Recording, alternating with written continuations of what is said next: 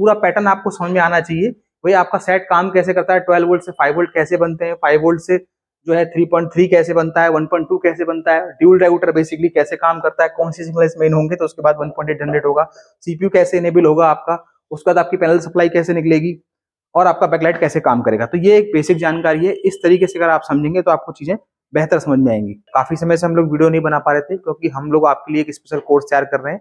हमने एक special course तैयार किया है जो लोग हमारे पास ऑफलाइन नहीं आ सकते हैं उनके लिए हमने एक स्पेशल ऑनलाइन कोर्स तैयार किया है जिसके अंदर हम आपको सारी चीजें प्रैक्टिकली बताएंगे। नहीं, ऑनलाइन के अंदर हम आपको बताएंगे प्रैक्टिकली कैसे काम करना होता है। नमस्कार दोस्तों, जीके इंस्टीट्यूट के यूट्यूब चैनल में एक बार फिर से आपको स्वागत है। तो जैसा कि आप मेरे पीछे देख पा रहे हैं, ये 24 इंच का एक कॉम्बो बोर्ड है जो कि अधिकतर मार्केट में जितने भी एलईडी टीवी आ रहे हैं असेंबल उनके अंदर लग के आ रहा है। इसी कैटेगरी में आपके पास 32 और 42 के बोर्ड भी आते हैं। उन सभी का बेसिक बैकग्राउंड रिपेयरिंग का एक जैसे ही होता है। बेसिकली जब भी आप सेट रिपेयर करते हैं तो आप वोल्टेज चार्ट के अकॉर्डिंग सेट रिपेयर करने की कोशिश करते हैं, जो कि एक सही तरीका नहीं है क्योंकि मार्केट में हर सेट का वोल्टेज चार्ट उपलब्ध नहीं होता है। तो क्या एक तरीका होता है कि आप इस तरह का बोर्ड देख के उसका एक स्कीमेटिक डायग्राम के थ्रू हम लोग उसको रिपेयर करें, यानी कंप्लीट जानकारी हमें होनी चाहिए कि कौन सी सप्लाई किस राउटर पे इन हो रही है, किस राउटर से आउट हो रही है और ओवरऑल ये पूरा सेट काम कैसे करता है, इसका पैटर्न क्या होता है। तो आज की वीडियो में आपको बताने वाले हैं कि इस तरह का कोई बोर्ड अगर आपको दिख रहा है तो उसे आप कैसे रिपेयर कर सकते हैं, वोल्टेज चार्ट से नहीं, स्कीमेटिक डायग्राम की हेल्प से। तो इनके कुछ स्कीमेटिक डायग्राम हम लोग बनाए हुए हैं जो कि हम लोग अपनी ऑफलाइन ऑनलाइन ट्रेनिंग में स्टूडेंट को बताते हैं।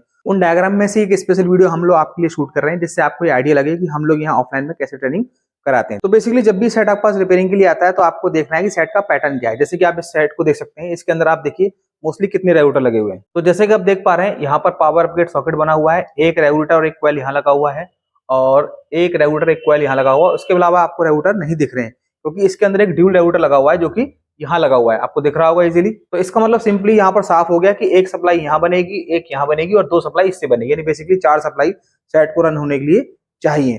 तो इसको हम समझते हैं कि पूरा फंडामेंटल कैसे काम करता है स्कीमेटिक डायग्राम से। तो इस तरह के जितने भी बोर्ड मार्केट में हैं, चाहे वो एंड्रॉइड बोर्ड हो या नॉर्मल बोर्ड हो, सभी के हमने डायग्राम बनाए हुए हैं जिससे आपको समझने में आसानी रहे। चलिए आपको मैं डायग्राम के ऊपर लेके चलता हूँ। तो देखिए ये पूरा डायग्राम हमने आपके लिए बनाया हुआ है जिससे आपको बेसिक चीजें समझने में आसानी हो। तो यहाँ पर हमने लिखा हुआ है देखिए पावर पॉइंट।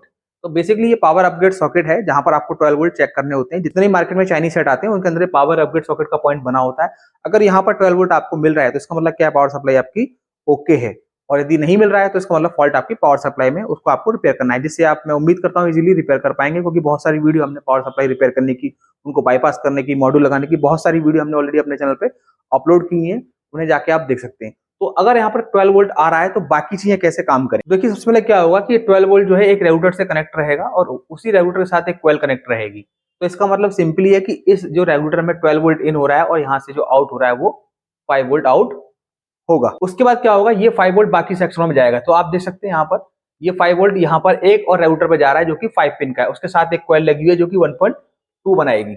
तो इतना तो आपको समझ में आ गया क्योंकि आपके दो कॉइल इजीली आप देख पा रहे हैं। अब इसमें क्या होता है कि ड्यूल रेगुलेटर लगा होता है जो कि यहाँ पर लगा हुआ है। बेसिकली आप इसी को समझिए, यहीं पे आपकी जो है प्रॉब्लम मिलेगी। अब क्या होगा कि ये जो 5 वोल्ट यहाँ से बने हैं, ये 5 वोल्ट इस रेगुलेटर में एंटर होंगे क्योंकि एक ड्यूल रेगुलेटर है, यानी दो सप्लाई इसमें इन होती है और दो ही सप्लाई आउट होती है। तो पहले सिर्फ एक सप्लाई इन होगी, जिस पिन पर 5 वोल्ट इन होगा उसके जस्ट सामने से आपको क्या मिलेगा, 3.3। और ये 3.3 कहां जाएगा, ये आपकी मेमोरी आईसी की पिन नंबर 8 पर जाएगा। आप देख सकते हैं मेमोरी आईसी की पिन नंबर 8 पर ये कनेक्ट है जिससे हमारा बायोस ऑपरेट होता है। तो अब तक आप ये समझ चुके होंगे कि आपको 5 वोल्ट यहां मिलेगा, यहां पर आपको 3.3 मिलेगा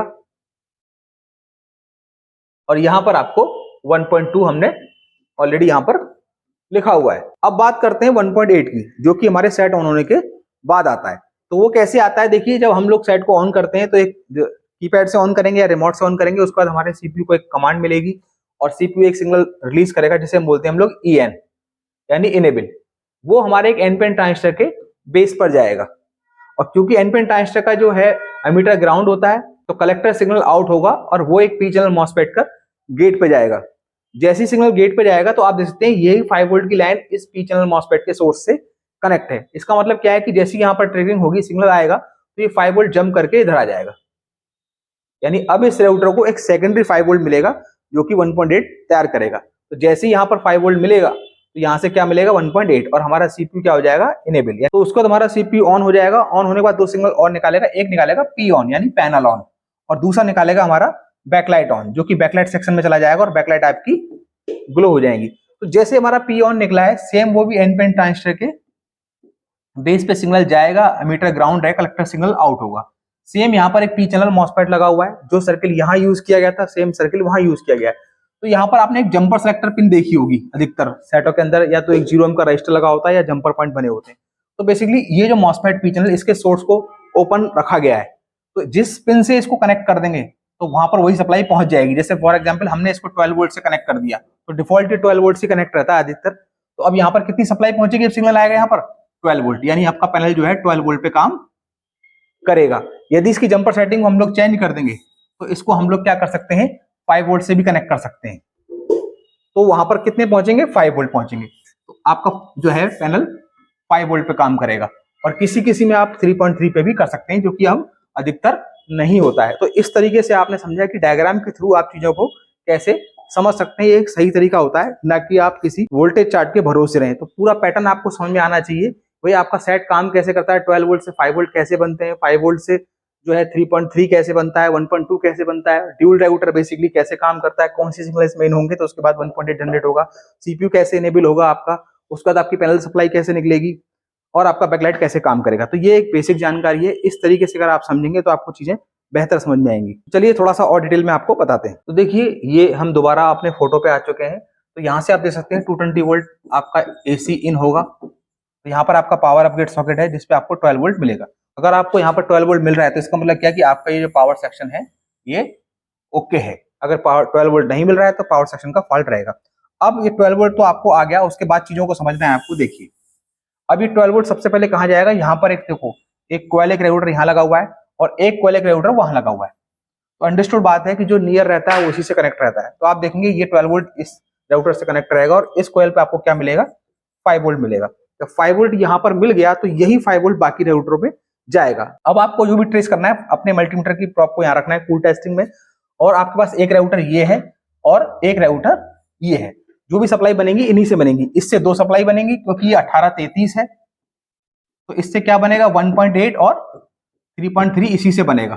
ठीक है, जब 1.8 और 3.3 इससे बन रहा है तो और 5 वोल्ट यहां बना तो इससे क्या बनेगा, सिर्फ और सिर्फ हमारा 1.2। आप इस तरीके से भी अंदाजा लगा सकते हैं। चलिए और डिटेल में आपको समझाते हैं। देखिए यही 5 वोल्ट इस राउटर पे एंटर होगा। ठीक है, अभी तक तो हमें पता है कि 1.2 यहां निकलेगा, लेकिन हम मानते कि नहीं पता है। तो यहां पर आपको 5 वोल्ट एंटर होगा। आउटपुट कितना हो रहा है आपको अभी सपोज करो नहीं पता है, तो यही 5 वोल्ट इस राउटर पे एंटर होगा किसी न किसी पिन पर। जब इस पे वो 5 वोल्ट एंटर होगा तो आउटपुट क्या निकलेगी, उसके सामने से 3.3 निकलेगी। तो अब हम क्या करेंगे, 3.3 निकलती तो वो जाएगी कहां पर, वो मेमोरी आईसी की पिन नंबर 8 पर जाएगी। तो अब मेमोरी आईसी की पिन नंबर 8 को इससे चेक करेंगे सपोज करो, तो वो आपको बीप देगी। इसका मतलब क्या, यहां से 3.3 निकल रहा है और यहां से क्या निकलेगा फिर 1.8। अब आपको 5 वोल्ट यहां मिला, 3.3 1.8 इस पे मिल गया, तो ये राउटर कितने के लिए बचा, सिर्फ और सिर्फ 1.2 के लिए। तो इस तरीके से आप रेगुलेटर को फाइंड कर सकते हैं अगर आपके पास डायग्राम नहीं है, और डायग्राम है तो इजीली कर सकते हैं। दोनों तरीके मैंने आपको बता दिए हैं। तो सिंपली आपको किसी भी सेट के अंदर क्या चेक करना होता है, नॉर्मल जो इस तरह के सेट होते हैं उनमें चेक करना है आपको 5 volt, 3.3 volt, 1.2 volt and 1.8 volt. तो सिंपल तरीका क्या है, देखिए जो रेगुलेटर 12 वोल्ट से कनेक्ट है वो कितना निकालेगा, 5 वोल्ट, और इसका नाम 1833 है, यानी 1.8 और 3.3 यही निकाल रहा है। यानी हमें 5 वोल्ट भी मिल गया, 3.3 मिल गया और 1.8 मिल गया, और एक राउटर बचा है हमारे पास ये कितने का हो गया, 1.2 का। तो इस तरह से आप कॉमन सेंस लगा के भी चीजों को समझ सकते हैं। तो आशा करते हैं जानकारी आपको अच्छी लगी होगी। इस तरह की और वीडियो पाने के लिए चैनल को सब्सक्राइब करें, साथ ही बेल आइकन दबाएं। यदि आप एक सीआरटी टेक्नीशियन है और काफी समय से अपने आपको एलईडी एलसीडी में अपग्रेड करना चाह रहे हैं, लेकिन बहुत ज्यादा फीस होने की वजह से आप किसी भी इंस्टीट्यूट को ज्वाइन नहीं कर पा रहे हैं, तो जीके इंस्टीट्यूट ने एक स्पेशल ऑफर आपके लिए निकाला हुआ है। जीके इंस्टीट्यूट की जो नॉर्मल फीस है एलईडी टीवी रिपेयरिंग की वो है 30,000 रुपए। इसमें हम लोग complete basic to advance training कराते हैं एलईडी एलसीडी स्मार्ट टीवी के बारे में। तो जीके इंस्टीट्यूट आप लोगों के लिए स्पेशल ऑफर लेके आया है। सिर्फ और सिर्फ 9,999 रुपए की बेसिक फीस देकर आप अपने आप को एलईडी एलसीडी में अपग्रेड कर सकते हैं। ये स्पेशल ट्रेनिंग सिर्फ उन लोगों के लिए है तो काफी समय से ट्रेनिंग के बारे में सोच रहे हैं लेकिन उन्होंने आज तक अपने आप को अपग्रेड नहीं किया है। तो एक स्पेशल ऑफर है, सिर्फ और सिर्फ लिमिटेड समय के लिए है। तो इस ऑफर का लाभ उठाने के लिए हमारे दिए नंबर पे आप कॉल करें या व्हाट्सअप करें। याद रखें ऑफर लिमिटेड है, सिर्फ पहले 50 छात्रों के लिए ऑफर दिया जाएगा। तो अभी अपनी सीट बुक करें, ऑफर का लाभ उठाएं। देर ना करें, मिलते हैं किसी और वीडियो में, तब तक के लिए धन्यवाद।